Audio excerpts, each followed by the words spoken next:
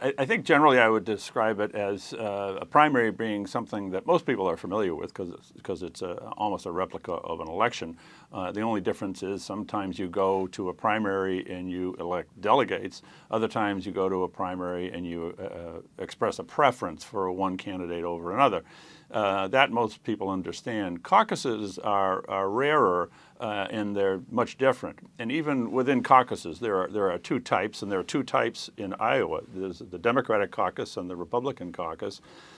The Democratic caucus is a meeting by precinct, usually in a library or a fire station or a school, of people of that party, and they meet there in the Democratic caucus, and they self-select into clusters.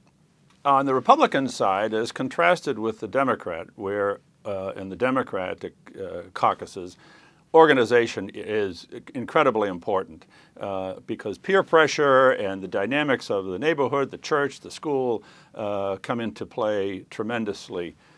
The Republican Iowa caucuses are a bit different in that they will go to a meeting place, but they have a secret ballot. It's not the Democratic experience where you physically identify yourself as being with or not with a particular candidate, but rather it's a secret ballot. And in that sense, much of this discussion about the importance of organization does not necessarily apply to the Republican caucuses.